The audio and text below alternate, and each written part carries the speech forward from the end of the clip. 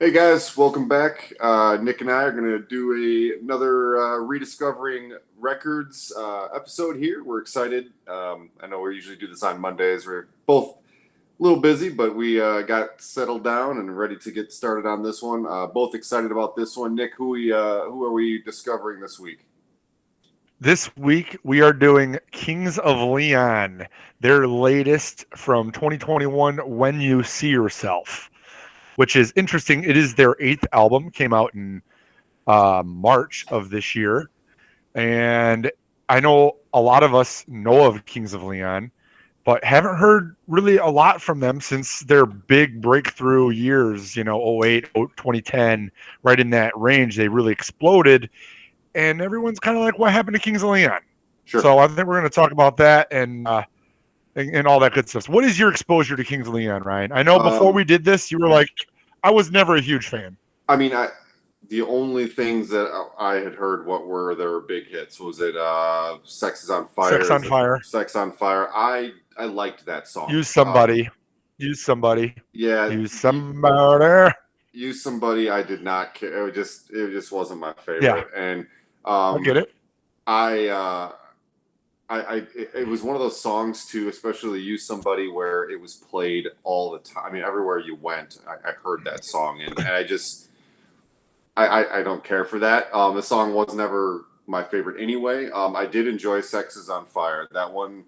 Um that one just had a good groove to it. It rocked a little bit more. I dug that one. I Um, totally agree. Well, going into this, that was like my favorite, and still probably is one of my favorite Kings of Leon songs. Like yeah, that's the go-to. I had never That's listened about to it. pretty. I never listened to an album. Never looked them up. I'll be honest. When I first listened, specifically Use Somebody, I instantly thought that they were more of like a studio band. Um, Uh huh. I felt, and that's something that I want to touch on here as we get going. Sometimes I don't know.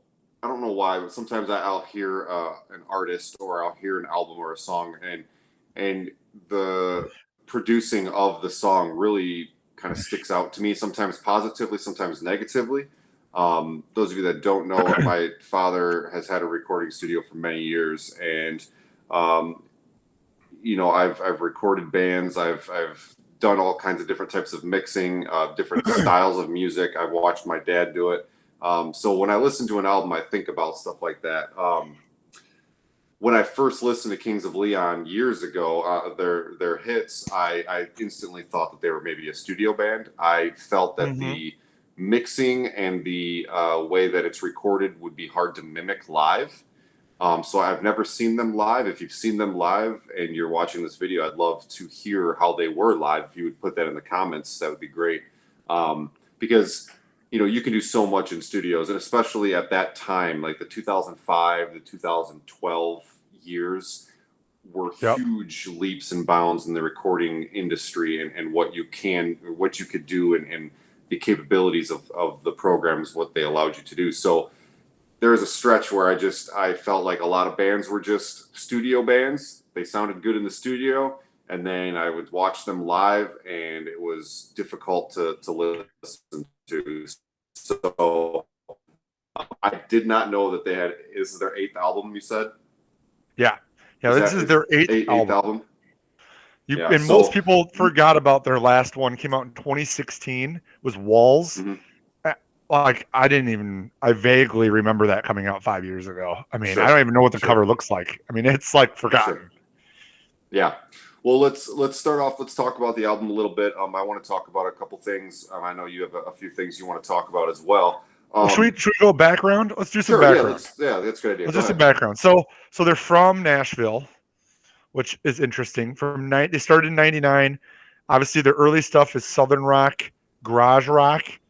They then kind of morphed into alternative rock and arena rock in that time period we're talking about, which was one specific album called "Come Around Sundown," which is their biggest album back in that time period.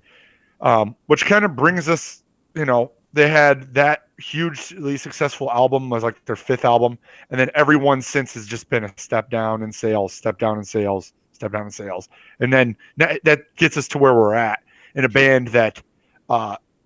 Are they going to be forgotten in time? Are they going to reinvent themselves? Are they reinventing themselves?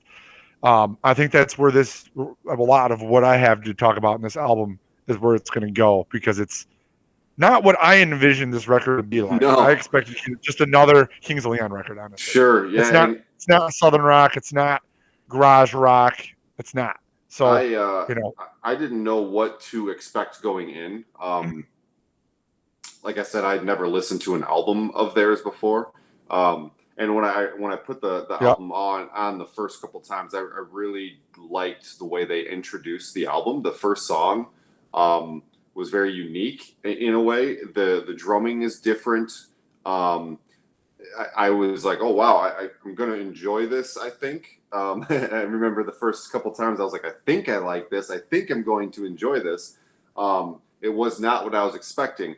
I with the few songs that I've heard from them, I was expecting a little bit more upbeat, kind of. I don't want to say groovy, but more just like a song that kind of rock rocks album. along. Yeah, like Sex is on Fire is a Yeah. song that you sit and you nod your head to and it goes, What I was not prepared for, and this was one of my favorite things about the album, the bass playing was awesome.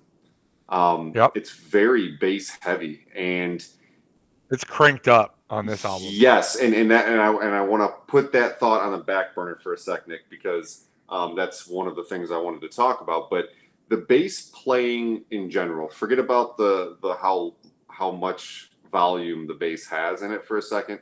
The bass playing in general was really cool. It was good. Yeah, It was I fun. get with that. It made the songs for me because the guitar playing almost feels non-existent at times. It almost feels like it's there just to supplement the bass, which is usually the opposite, right? It's usually the Yep. other way around. Um, the the way the bass plays throughout the entire album is what ended up drawing me to the album. The vocals, the guitar playing. There's a couple parts where I like the drums. They're a little bit different. They're not doing your standard beat, but nothing flashy or spectacular, And when I think back to Sex on Fire and the drums and the guitar and the bass and the vocals, I mean everything all together rocked out. This album was a little different. It felt like the bass was the star in the whole album. I mean, from front to end of the album, it was bass playing the whole time. Did So, you ever listen to? Were you ever really big into Death Cab for Cutie in the early 2000s? yeah, I Because mean, I kept thinking that this sounds a lot like a Death Cab for Cutie album, okay, because the bass was forward, it was indie, it never got up and rocked like no, Death Cab for Cutie doesn't get up and rock. sure, It's in that same line. It's in the same realm as a Death Cab record. And I was yeah, like, holy cow, I this is think. like not a Kings Leon record. Like I think, this is a early 2000s indie rock record. yeah, I think that's a good way to put it because one thing about like Death Cab and the way they write, their lyrics are Death Cab's lyrics are pretty. I've always liked him as a lyricist. Yep. I couldn't really tell you a memorable line from this album specifically when it comes to like the lyrics of it. Which is, I guess, kind of what I wanted to get into a little bit. There's two main things that I got from this album. First off, I did not like the mixing of the album. The bass is very loud, and Uh-huh. I'm a bass player, so I Yeah. love a good bass line and a good bass sounding album. But there's times, and I had to change the settings on my car radio, on my stereo that plug in, because the bass was coming through so much that it almost drowned everything else out. So the mixing of the album was a little odd to me. I like the bass parts. It's my favorite part of the album. In fact, when it comes to like my favorite song and stuff, we'll get to that here in a little bit. I had a hard time deciding because I was so caught up in the mixing of the album. Mm-hmm. as I listen, as that being said, though, as I've listened to it more and more and more, um, I became more and more okay with the mixing of the album. At first, I was like, man, you're really drowning out the guitars, you're really drowning out the vocals. But then I had this realization that the bass part is the highlight of this album. It almost felt like at the end that the bass player wrote everything. I mean, it felt that way. I don't know who got credit for the songwriting, but I tell you what, those bass parts aren't your normal bass parts. It felt like the bass part was the song and everything kind of balanced off of that. I have to say his vocals and lyrics were my least favorite part of the album. So Yeah, I get what you're saying, how like there's not a memorable line, there's and not like he a storyteller, there's not like a good no, narrative. That you just kind of it's just one of those records where you put it on and you're like entranced at the end of the night and you just melt and groove away. Almost in a different way, in more of the early 2000s rocky way than like the uh what was the album we did a few weeks ago? The My Morning Jacket, where you oh just kind of yeah, like drift into it and you just sure, like chill into it. And that's what it was, and obviously neither of us knew what we were walking ourselves into sure, sure. when we picked this album. Sure. No, and you know, I'm glad you kind of said that. I mean, I his vocals. The one thing that I thoroughly enjoy is when a band or a group or whoever, an artist, is able to do some type of harmonization with their vocals. You know, Mm-hmm. I don't care for the whatever effect they have on his voice to make it sound almost kind of like old timey through a tin They can did kind of the feel. echo. Yep, I You heard the know, electronic echo. I heard all that. it's I dug it. I liked it because that's Death fine. Cab did all those things. Yeah, Death yeah, Cab did that with their guitar tone. They did it with the vocal tone. They yeah, did the long intro drum beat, bass line intro, and then yeah. bringing in the drum. Like I was like, oh my god, did they just sit back and listen to Death Cab for the last 5 years? No, It's like I I can can't. see I felt that. like, and then of course it's a different vocal and it's a different generation. Yeah. So maybe this No, generation doesn't have that.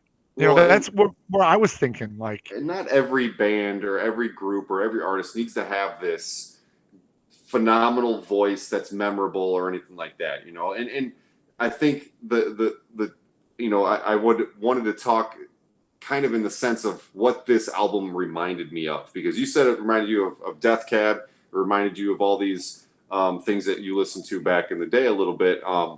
and there was a realization for me in this album because and it's important I think for all of us, not just you and I that are doing what we're doing with this podcast, but I just think Mm-hmm. in general, people need to relax a little when it comes to listening to music. And what this album Mm-hmm. taught me, and it reminded me of, is that sometimes we need to stop wishing something sounded the way we want it to sound. You know, I caught myself. It's really easy to go, man, I wish they would have turned the bass down, or I wish they would have done this, or I wish they would have done that. We get so used to doing that sometimes that we forget that we can just sit back and enjoy what the artist is doing. And once I stopped thinking or listening through a cynical ear or whatever you want to call it, I enjoyed the album much more, and I enjoyed what they put on their songs. And I want to use as an example because somebody like Kings of Leon, who had massive hits. I mean, those songs were huge that they Yeah, had, multi-platinum. They and sold this millions of happens. records. Yeah, I mean, world. I mean, they probably did world tours just based on those two songs. Like we're talking, people came from all over just to see those two songs. Now, I thought Yep. about that because we as listeners need to relax a little bit and let artists play what they're feeling at that time. And I want to use another example, and I think it kind of fits what we're talking about here. Portugal the Man is another example of, to me, a situation where people know them based on their hit song. And when people listen to other Portugal the Man, they're extremely disappointed because they're expecting songs to be more like the ones they've heard. And a band like The Portugal the ones they Man, like. Yeah, and Portugal, man, if you've never really listened to them, they're not a mainstream style of music. You know, they have Nope.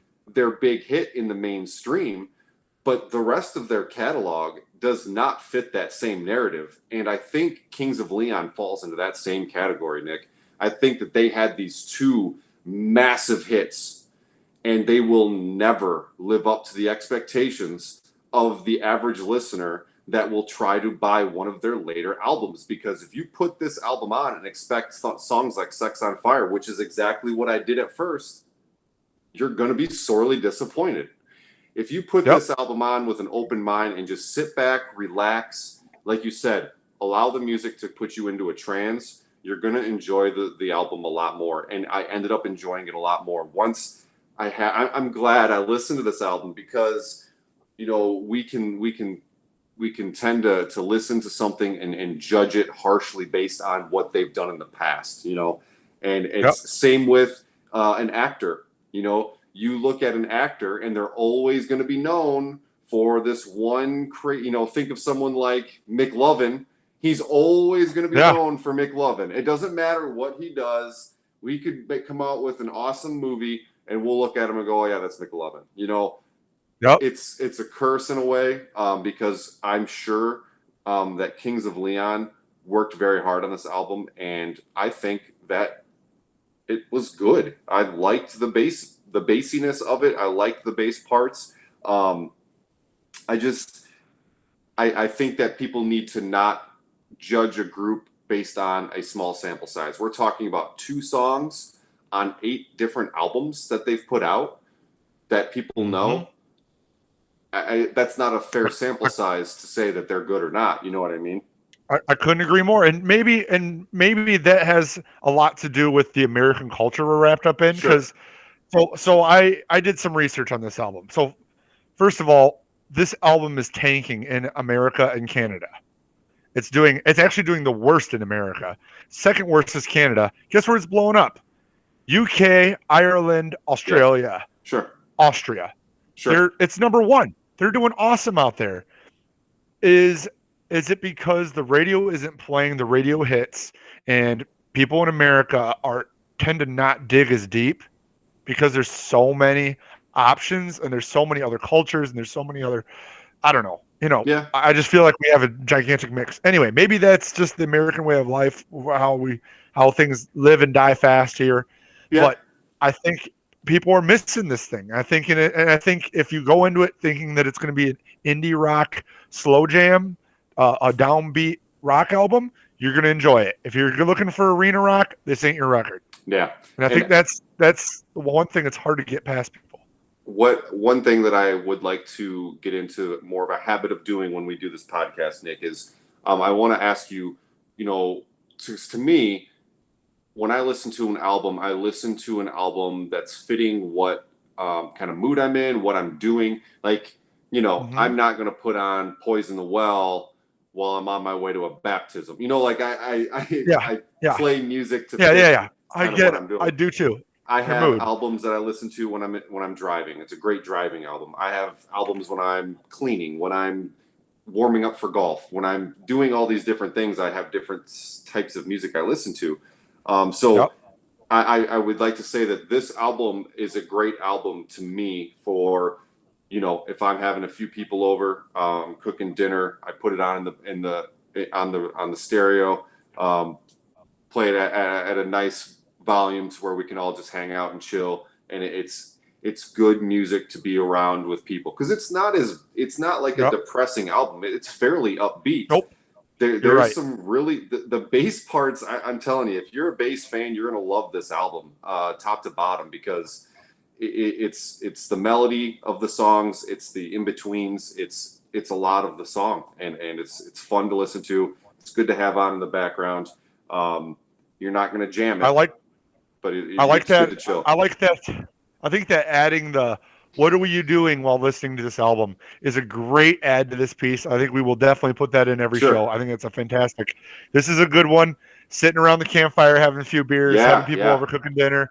It fits right in there. You don't have to listen to what they're saying. You just get to groove and jam and just go for it. You're not singing Um, uh, along. No, nobody's singing yep. along to any of the Yeah, we're songs. all That's for talking. sure. Everyone's Exactly. hanging out and just enjoying the ambiance of the album. Okay, so I dug a little deeper on this album because I just could not shake them. Like, man, I've heard this before. This feels like 2012, 2006 all over again. So it's produced by Marcus Draves. I was Okay. like, okay, let me look into this guy, see what he's done. Turns out Arcade Fire, Coldplay, Brian Eno won a Grammy for Mumford and Sons' Babel, their second album, Florence and the Machine, and it just goes and goes and goes. I was like, okay, that fits this record. So Especially Coldplay. yeah, It's got a Coldplay vibe to it. okay, I'll buy that. You know what I also thought made me think of is, they got labeled arena rock, which no one really wants that label, right? Like that's kind of like a sellout label. Yeah. And I feel like they wanted to, they brought in the guy who's the top name in this alt rock scene, which is, Mumford and Sons, Arcade Fire. I wouldn't call them arena rock. This isn't the Cults coming to play. Like, Sure. it's not Motley Crue. It's, Yeah. but they do fill arenas. And these guys want to fill arenas, but they still want to have some cool cred. They don't want to just be sellouts. No, you're and right. I felt like, they wanted to have some credibility and not just sell out. And I feel like that's, I think they did a good job of bringing in the right people to steer the band in the right direction, to make sure they don't just put out radio garbage. They actually had something with some meat to it. Sure. And I think that, because I like the album as well. I really did think it took me a couple listens, but after that couple listens, I'm hooked on. And we should get into your top favorite songs, because the singles that are on this that they've come out with don't match anything. Yeah. What was your song? What are some of your songs on here? So the ones I listened to the most, I really enjoyed the Bandit, 100,000 People, A Wave, pretty much top 1 through 5 or 6 were the ones that I enjoyed the most. Fairy Tale, the ending song was good. Ending. Yep. Again, for those of you that maybe this is your first time listening to us, to me, the first song on an album really determines whether I'm going to like it in a weird way. I don't know what it is about the intro song to an album is very important to me. I thoroughly enjoyed the intro to this album. When You See Yourself, that one to me was a great intro and kind of set the tone of the album, and was true.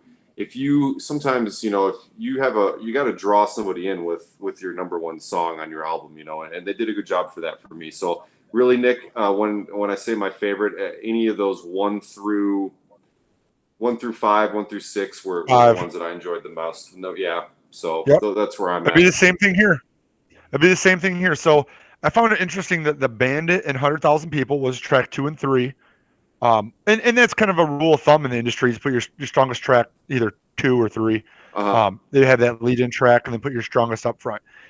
I really liked Stormy Weather, which is track 4 and 5. Yeah. I think those would probably be my favorites. And I was kind of surprised that the Stormy Weather and A Wave weren't the singles. When I look back, it was the Bandit and 100,000 People. I was like, okay. I had actually heard the Bandit. I heard I think the band 100,000 People, I think, on the radio. So that one I was already a little familiar with. Okay. So I kind of played that. I kind of skipped over it because I was like, I already heard this one. I don't want it to taint my flavor for the rest of the album. Sure. So I got that one, but I really dug that 4th and 5th track. I think those were the strong. Yeah. I think those are all. And like you said, 1 through 5, I couldn't agree with you more. I'm kind of surprised that we all kind of agreed on that. I thought we were going to be way off. Kind of the first time on that with some of that stuff. The back half of the album was good too. There's some good songs on there, but I think what tended to happen to me with this album, like you said early on, is you kind of get put into a trance and you just kind of zone out. And they kind of, I don't want to say they run together. That's not what I'm saying, because that sounds terrible. But what I mean is they play right off of each other throughout the entire album. And I'm glad I listened to it. I thought it taught me re-put my feet on the ground when it comes to discovering new music. I think it's important for us to discover new music, and that's kind of why Nick and I wanted to do this podcast. Was, you know, there's so much, you said there's so much music, especially here in America, and with the way we have YouTube and all these different platforms for people to put music on, we tend to kind of gloss over and maybe sometimes stick with what we know and not venture out. So I challenge all of you guys that are listening to this podcast, you know, try something new sometime.